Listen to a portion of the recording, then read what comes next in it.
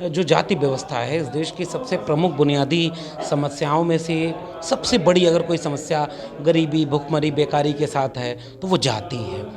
ये समाज प्रोग्रेसिव बहुजन समाज कब बनेगा? कब? क्या मिथ्या है, क्या सत्य है? कब ये जागेगा कब? देखिए, जागने का ये है कि जागने के लिए पढ़ना होगा, समझना होगा, जागरूकता ले आनी होगी, सामाजिक और सांस्कृतिक काम करने होंगे। जो वर्चस्ववादी ताकतें उन्होंने अपना काम बहुत व्यवस्थित कर लिया है। उनके पास सरकार है, उनके पास पैसा है, उनके पास तोड़ने की, नफरत करने की चीज़ें, संगठन है, आरएसएस जैसा संगठन है। हमारे लोग तो एक संगठन नहीं चला पाते। आप थोड़ा दाएं बाएं करिए, आप एक खिलाफ लिखने लगेंगे। एकदम प्योर चाहिए। तो हम अपने समाज को कैसे जागरूक करेंगे? वहाँ शिक्षा ही नहीं, वहाँ जागरूकता है नहीं।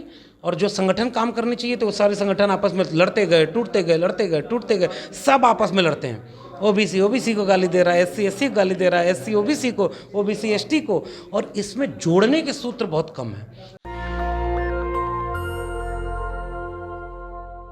हमारे साथ दिल्ली के युवा प्रोफेसर रामचरितमानस पे पीएचडी इन्होंने कर रखा है और पूरे देश के शोषित वंचितों की आवाज़ हैं, जनता के प्रवक्ता हैं। प्रोफेसर लक्ष्मण यादव परिचय के मोहताज नहीं है। आज बहुजन संसद था पटना में, उसी में ये पधारे हैं। क्योंकि रामचरितमानस का विवाद भी चल रहा है तो दोनों मुद्दों पे चर्चा इनसे होगी। सबसे पहले सर, रामचरितमानस पे आपने पीएचडी कर रखा है और हम आपसे बहुत मासूम सवाल पूछेंगे। रामचरितमानस हो या वेद पुराण हो, हम लोग मानते हैं कि जातिवाद का जड़ कहीं ना कहीं ये वेद पुराण ही है। आपका क्या मानना है? देखिए, मेरी पीएचडी मैंने चाही नहीं, मैं चाहता था कबीर पर करना, भक्ति आंदोलन, संत काव्य पर, लेकिन विभाग ने दिल्ली विश्वविद्यालय के मुझे पीएचडी का विषय सौंपा तुलसी साहित्य विषयक हिंदी आलोचनाओं का। और मैंने जो पीएचडी की है उसमें ये किया है कि रामचरितमानस पर भी आलोचना की गई है। उसकी भी शिकायतें, लोगों की तारीफ भी किया गया, शिकायत भी की गई कि इसमें कुछ बातें बड़ी गड़बड़ हैं, और बहुत सारे लोगों ने इसको लिखा है। तो वो पीएचडी का काम है। हाँ, दूसरी बात यह है कि जो जाति व्यवस्था है इस देश की सबसे प्रमुख बुनियादी समस्याओं में से सबसे बड़ी अगर कोई समस्या गरीबी, भुखमरी, बेकारी के साथ है तो वो जाति है। इस जाति ने बांट दिया इस देश को। थोड़े से लोगों के पास सब कुछ है, बहुत सारे लोगों के पास कुछ भी नहीं है। उस जाति व्यवस्था को वैधता इन्हीं धार्मिक ग्रंथों ने दी है। 5000 साल की जो मजबूती है, कहीं ना कहीं उसको सपोर्ट किया गया।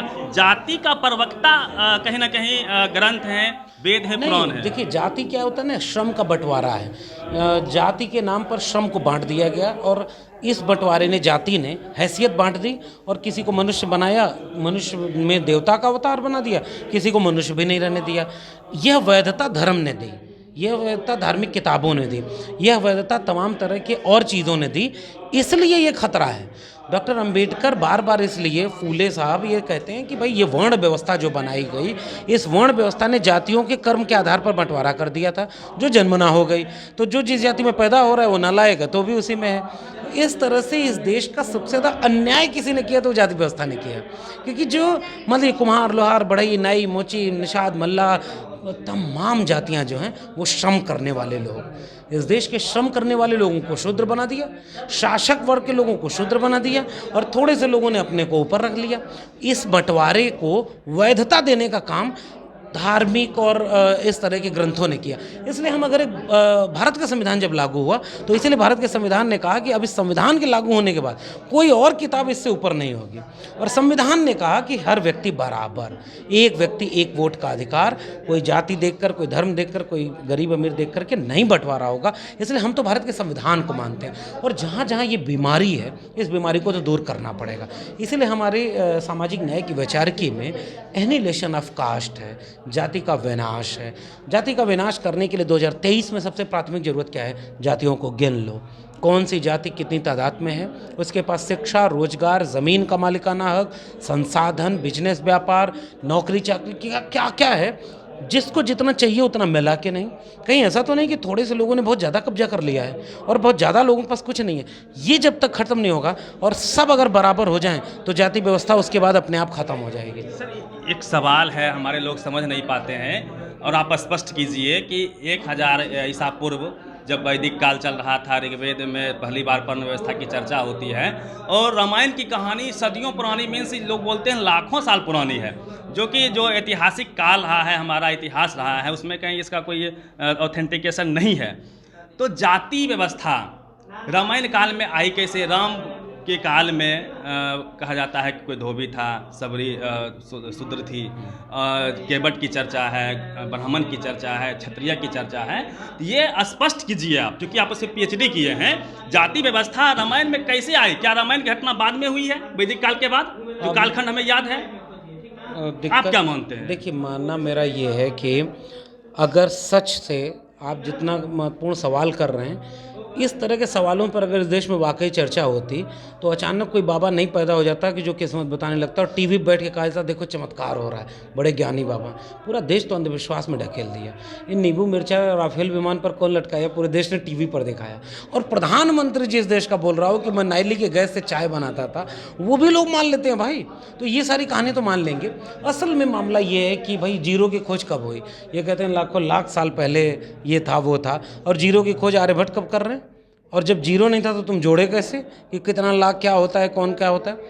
कहानियाँ हैं। इस देश में बहुत पुरानी तो कोई कथा मिलती ही नहीं।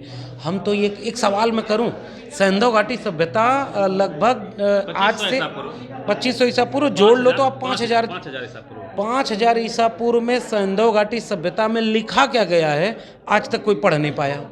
वो चित्रात्मक लिपि है। और 5 लाख साल पहले क्या हुआ था ये इनको पता है, 5000 साल पहले वाला नहीं पता है। जैसे लिपियों की बदलने का एक इतिहास है, वहाँ कोई उस तरह का देव, तो प्रकृति पूजा है। सिंधु घाटी सभ्यता में आप देखेंगे प्रकृति की चीज़ें, खेती किसानी, फल फूल, नदी पर्वत पहाड़। वैदिक काल इसके ठीक खेला हुआ है। ये बिल्कुल वही खेल है, वैदिक काल। इसी समय तो सब लिखा जा रहा है। बुद्धिज़्म का प्रभाव, बुद्धिज़्म का आविर्भाव फिर से दूसरी बार चुनौती देता है बुद्धिज़्म, और बुद्धिज़्म इस सब को ध्वस्त करता है। फिर बुद्धिज़्म को ध्वस्त किया गया, फिर उसी जातिवादी सामंती मनुवादी व्यवस्था द्वारा। फिर वापस से एक मूवमेंट आता है संत काव्य परंपरा का, फिर वापस वो इसको ख़त्म करता है, ख़त्म करने की कोशिश करता है। फिर उसके खिलाफ एक साजिश होती है और संत काव्य को ही ख़त्म कर दिया गया। फिर उसके बाद फूले, पेरियार, नारायण गुरु, बसवन्ना, चोखा मेला, 18वीं 19वीं शताब्दी, फिर से भारत में पुनर्जागरण। और वह पुनर्जागरण धीरे धीरे लड़ते लड़ते इसी बीच में अकबर के शासनकाल में तुलसी दुबे आते हैं, जिनसे राम भगवान मिलने भी आते हैं तुलसी के घाट पर। अब वही तो, ये ऐसी कथाएं हैं जो लोक में चलती हैं, जो चलाई जाती हैं। कथा ये समाज प्रोग्रेसिव बहुजन समाज कब बनेगा? कब क्या मिथ्या है, क्या सत्य है, कब ये जागेगा कब? देखिए, जागने का ये है कि जागने के लिए पढ़ना होगा, समझना होगा, जागरूकता ले आनी होगी, सामाजिक और सांस्कृतिक काम करने होंगे। जो वर्चस्ववादी ताकतें, उन्होंने अपना काम बहुत व्यवस्थित कर लिया है। उनके पास सरकार है, उनके पास पैसा है, उनके पास तोड़ने की, नफरत करने की चीज़ें, संगठन है, आरएसएस जैसा संगठन है। हमारे लोग तो एक संगठन नहीं चला पाते। आप थोड़ा दाएं बाएं करिए, आप एक खिलाफ लिखने लगेंगे। एकदम प्योर चाहिए। और वहाँ वो प्रज्ञा ठाकुर को डिफेंड कर रहे हैं भाई, आतंकवादी को बगल में बिठाते हैं प्रधानमंत्री। और उनका विचार क्या है? तोड़ने वाला। उनके पास सब कुछ है, इसलिए अपने विचार को हावी कर रहे हैं। हमारे पास एक तो है भी कुछ नहीं, और हम मेहनत भी नहीं कर रहे, और तो हमने, हमारा नाक बड़ी दिल छोटा। तो हम अपने समाज को कैसे जागरूक करेंगे? वहाँ शिक्षा है ही नहीं, वहाँ जागरूकता है नहीं। और जो संगठन काम करने चाहिए तो वो सारे संगठन आपस में लड़ते गए, टूटते गए, लड़ते गए, टूटते गए। सब आपस में लड़ते हैं। ओबीसी को गाली दे रहा है, एससी को गाली दे रहा है, एससी ओबीसी को, ओबीसी एसटी को।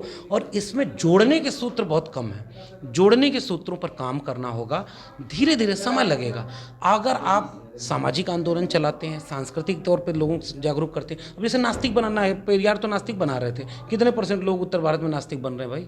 बड़ा मुश्किल काम है। और आप जिसके पास खेती किसानी मजदूरी कुछ भी नहीं है, घर में कोई बीमार है, दवाई नहीं है, पढ़ाई नहीं है, नौकरी नहीं है, रोजगार नहीं है, उसके पास कुछ भी नहीं है, वो भाग के मंदिर चला जाता है भाई। आप उसे रोक नहीं पाओगे। सर, जो कर्मकांड करता है, जन्म से लेके मरण तक 16 संस्कार करता है, जाति को वह ग्रंथों में देखता है, वह उससे कैसे बाहर निकलेगा? एग्जैक्टली, मैं यही कह रहा हूँ कि उसको इतने तरह से घेर लिया गया है ना, मंदिर का, पुजारी का, पाखंड का, और उस सब को ऐसा जोड़ दिया गया है कि आप उसे बाहर सोच ही ना पाए। मेहनत करनी पड़ेगी। और हमारे पढ़े लिखे पीएचडी लोग, आप तो खुल के बोल भी रहे हैं, लोग बोल तक नहीं पा रहे क्या सच है। उनके सामने सब कुछ चल रहा है, डराया जा रहा है ना। केस मुकदमा, नौकरी नहीं मिलेगी आपको, कोई नौकरी रखेगा नहीं। आप समाज में तिरस्कृत कर जाएंगे, कोई मार देगा आपको, बाहर जाएंगे, कोई हमला कर देगा तलवार लेकर के। कोई नहीं करेगा हमला तो सरकार मुकदमा दस्त ठोक देगी। कोई जेल में बंद है, जेल में लोग मारे जा रहे हैं। डराया जाता है, सरकारें डराती हैं, तानाशाही चीज़ें डराती हैं। लड़ना पड़ेगा। और थोड़े से लोग लड़ेंगे तो मारे जाएंगे, बदनाम होंगे, तोड़े जाएंगे। अगर समाज जागरूक होगा तब बदलाव आएगा। ईसाई समाज तो निकला ना, वो सबसे अधिक कट्टरपंथी ईसाई को कहा जाता था। गैलीलियो को मार दिया गया, उसने बोला कि भाई सूर्य जो है, सूर्य के इर्द गिर्द पृथ्वी घूम रही है। तो वो समाज प्रोग्रेसिव हुआ, आज सबसे टॉप पे है। हिंदू समाज या फिर सनातन जो भी आप कहिए, ये प्रोग्रेसिव माइंडसेट यहाँ पे कब आ पाएगी, कितना साल और लगेगा? डॉक्टर अंबेडकर का गांधी जी से संवाद है। अंबेडकर जी ने लिखा कि गांधी जी आप जो है ये हमको मत सिखाओ, अपने समाज को बता लो। गांधी जी ने एक वादा अंबेडकर जी से किया कि इस देश के सवर्णों को सुधारना होगा और मैं कोशिश करूँगा। आखिरी चरण तक जा करके उनको भी समझ में आया कि इस देश का सवर्ण नहीं सुधरा। राहुल सांकृत्यायन को नहीं पढ़ता, भगत सिंह को नहीं मानता, इस देश का सवर्ण लोहिया को नहीं पढ़ता। इस देश के सवर्ण का आइकॉन कौन है? कर्मकांड, अंधविश्वास, पाखंड, धर्म। इसलिए इस देश का विकास नहीं हुआ और इसलिए जातिवाद नहीं खत्म हो रहा, इसलिए पाखंड अंधविश्वास बढ़ता जा रहा है। इस देश को ब्लैक लोगों से घुटने पर बैठकर अमेरिका के वाइट लोगों ने माफ़ी मांगी कि हमारे पुरखों ने गलती की। आज अमेरिका ब्लैक को राष्ट्रपति बना करके क्या क्या बदल चुका है, बहुत हद तक बदल चुका। वो अपने जातिवाद को बैन कर रहा है। यहाँ ऐसा नमूनों का देश, राष्ट्रपति बन जाए दलित तो मंदिर में नहीं घुसने दे रहा। कब सुधरेगा ये? और भारत का नुकसान है। इस देश का एंटी नेशनल अगर कोई लोग है तो ये कास्टिस्ट लोग हैं, ये फ्यूडल लोग हैं। इनको बदले बिना इस देश में कोई बदलाव नहीं आ सकता। इसलिए तो बाबा साहब बोले थे जो शिक्षा लेगा चरनी का दूध है, पिएगा तो हारेगा। एक सवाल आपसे रहेगा, क्योंकि आप प्रोफेसर भी हैं, इस लाइन में भी हैं, बिहार में हैं, बहुजनों की सरकार क्लेम करती है सरकार। तो जो शिक्षा का बिहार में मॉडल चल रहा है, सरकारी स्कूल तो इसे ख़त्म किए जा रहे हैं, चाहे गुजरात हो, कई जगहों पे।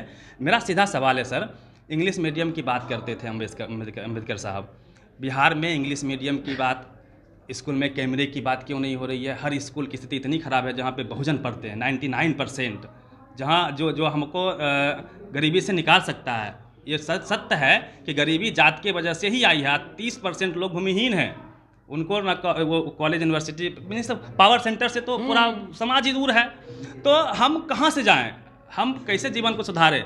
हमारा जो समाज है कैसे जगेगा जब उसको आप इंग्लिश मीडियम पढ़ाएंगे नहीं, स्कूल में कैमरे नहीं लगाएंगे? तो इस पे आपका क्या राय है, लगना चाहिए कि नहीं लगना चाहिए? देखिए, बिहार सामाजिक न्याय और समाजवादी आंदोलन की ज़मीन रही है और बिहार ने कर्पूरी ठाकुर से लेकर के तमाम नेताओं को, त्रिवेणी संघ से लेकर के, बहुत लंबा इतिहास है, बहुत शानदार जगह है।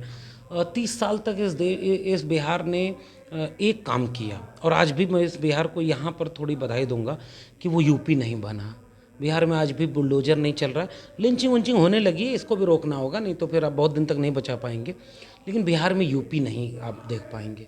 यूपी में जाइए, अब इतना बुरा हाल है ना, आप बात नहीं कर सकते। इतना केस मुकदमा, इतना बुलडोजर, पुलिस में, थाने में कोई सुनने वाला नहीं है। अब खुलेआम अपराध वो बिहार ने नहीं होने दिया, चाहे कितना भी शिकायत हम कर लें। उसी का खामियाजा ईडी सीबीआई सरकार बदल गई तो क्या क्या नहीं हो रहा है। आप सवाल सर गोल कर रहे अरे हैं। अभी मेरी बात सुनो, आप ऐसे पत्रकारिता करोगे तो नहीं इंटरव्यू। नहीं, मेरी बात सुनो ना, पूरी बात सुनो। जब ये बिहार ने किया, ये बीजेपी को खराब लग रहा है, तो बिहार के ऊपर क्या हो रहा है? सरकार तोड़ने का काम। ईडी सीबीआई, एक बीमार आदमी जो बाहर से इलाज करा के आया, वो इतना बड़ा खतरा है कि सारा भ्रष्टाचारी वही है।